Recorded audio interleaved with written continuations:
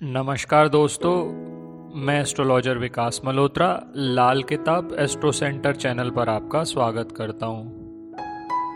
आज के इस वीडियो में मैं आपसे एक अनूठा कंसेप्ट शेयर कर रहा हूं। लाल किताब में इस कॉन्सेप्ट की बहुत इम्पोर्टेंस है, लेकिन लाल किताब प्रैक्टिस करने वाले और लाल किताब सीखने वाले भी बहुत बार इस चीज़ को इग्नोर करते हैं। ये कॉन्सेप्ट है सोए हुए घर का, जिसे स्लीपिंग हाउस कहते हैं, या सोए हुए ग्रह का, जिसे स्लीपिंग प्लेनेट कहा जाता है।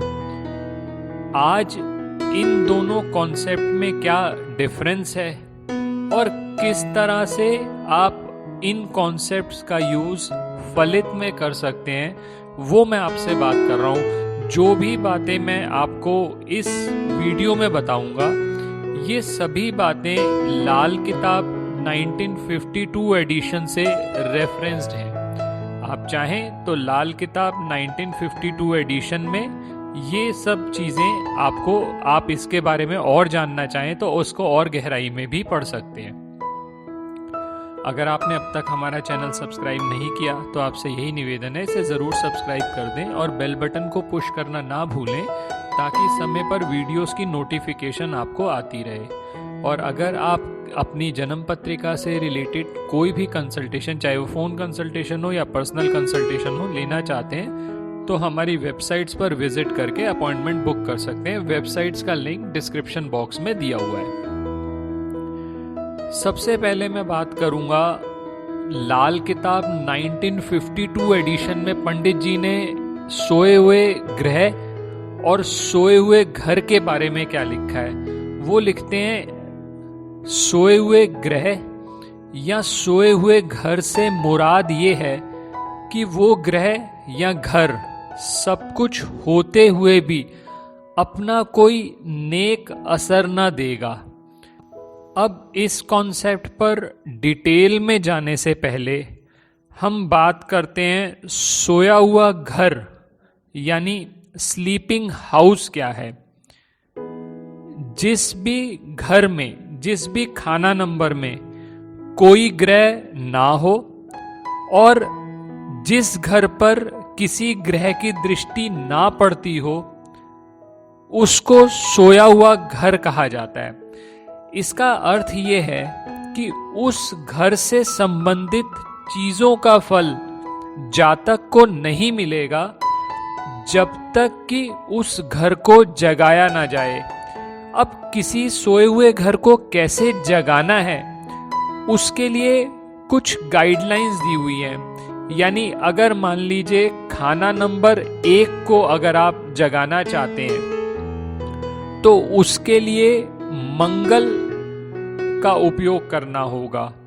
अगर खाना नंबर 2 को जगाना चाहते हैं तो चंद्रमा का, 3 को जगाना चाहते हैं तो बुध का, 4 को जगाना चाहते हैं चंद्रमा का, 5 को जगाना चाहते हैं सूर्य का, 6 को जगाना चाहते हैं राहु का, 7वें खाने को जगाना चाहते हैं तो शुक्र का, 8वें के लिए चंद्रमा, 9वें के लिए बृहस्पति, 10वें के लिए शनिदेव, 11वें के लिए बृहस्पति और 12वें घर के लिए केतु का उपयोग करना होगा।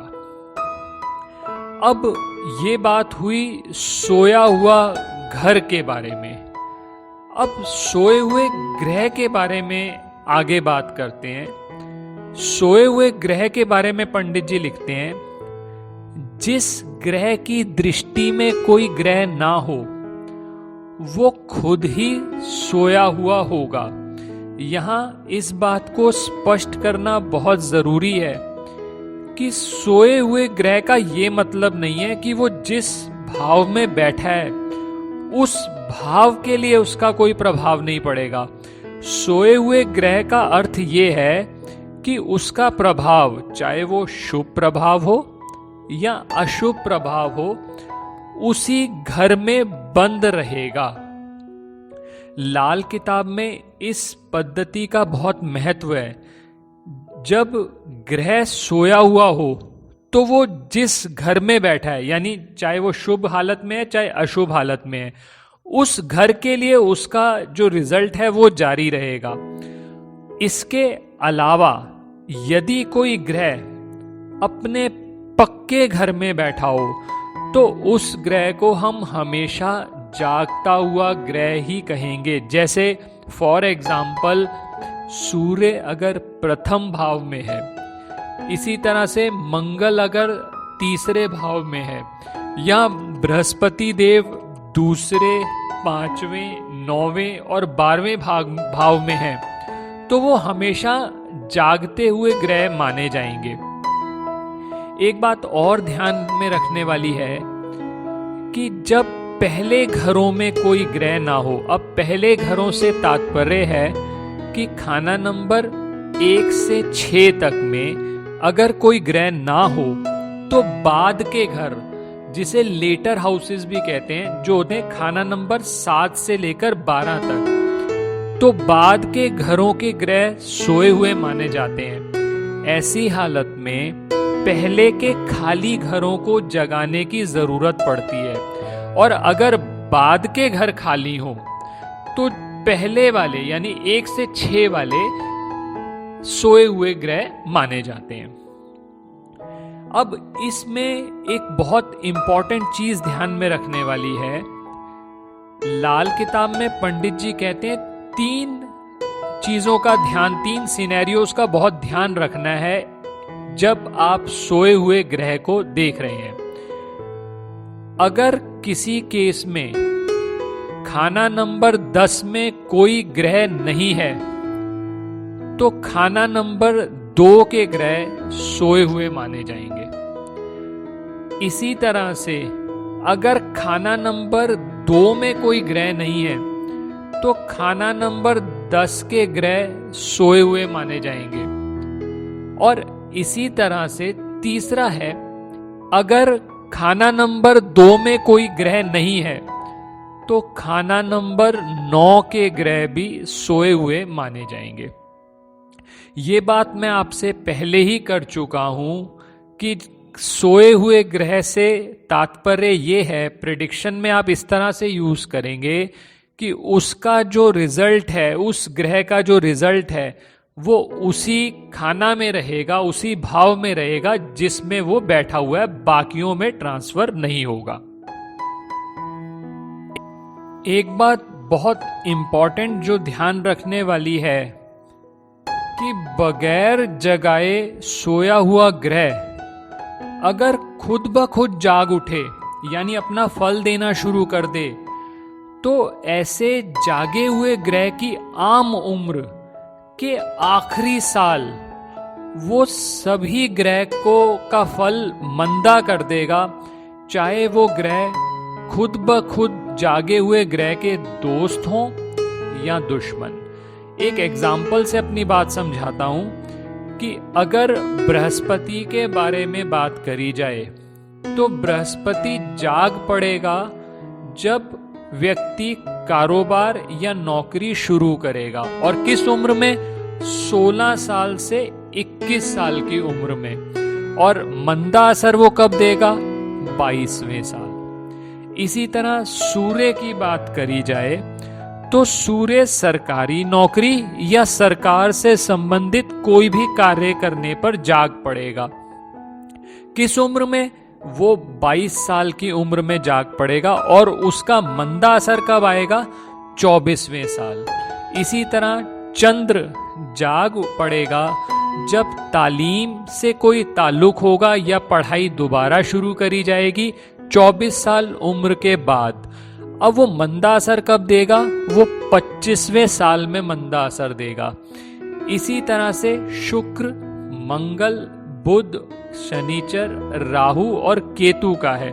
मतलब सोया हुआ शुक्र शादी होने पर जाग पड़ेगा जब शादी 25 साल की आयु के बाद हो, और उसका जो मंदा असर आएगा वो 28वें साल आएगा। मंगल है, अगर वो सोया हुआ है तो वो 28 साल के बाद जाग पड़ेगा, जब व्यक्ति की शादी हो या किसी भी प्रकार से किसी औरत से संबंध हो जाए, और उसका जो नेगेटिव मंदा असर आएगा वो आएगा 34वें साल में। इसी तरह से सोया हुआ बुध 34 साल के बाद जागेगा, जब व्यक्ति अपना व्यापार करे या बहन अथवा लड़की की शादी करे, और उसका जो मंदा असर आएगा 36वें साल में आएगा। इसी तरह से सोए हुए शनिदेव 36 साल की आयु के बाद जाग उठेंगे, जब व्यक्ति अपना मकान बनाए, और उनका मंदा असर जो आएगा वो 42वें साल में आएगा।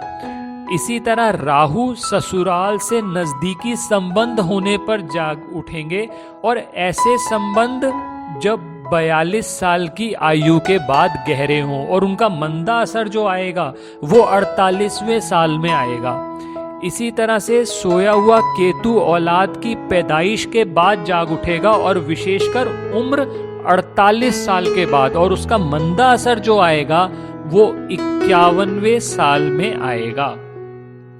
तो ये बातें ध्यान में रखते हुए आपको फलित करना है, और उसी हिसाब से आपको सजेस्ट करना है कि किस ग्रह की रेमेडीज की जाए, किस ग्रह की रेमेडीज अभी जरूरी हैं, या किस घर की रेमेडीज करी जाए। मैं पहले ही आपको क्लियर कर चुका हूं कि सोया हुआ घर और सोया हुआ ग्रह ये दोनों डिफरेंट कॉन्सेप्ट्स हैं। दोनों को आप ध्यान से पढ़ेंगे और तब इसका आप फलित में यूज करेंगे, तो आपको जो भी रेमेडी सजेस्ट करेंगे उसका आपको बेटर रिजल्ट आएगा, आपको उसका फीडबैक भी ज़्यादा बेटर मिलेगा। तो दोस्तों कुछ मैंने कॉन्सेप्ट्स आपके साथ शेयर किए। अगर आपको ये वीडियो पसंद आया हो तो इसे ज़रूर लाइक करें और बाकी लोगों के साथ भी शेयर करें। मैं कोशिश करूँगा कि आने वाले वीडियोज़ में कुछ और कॉन्सेप्ट्स भी आपके साथ शेयर करूँ। धन्यवाद दोस्तों।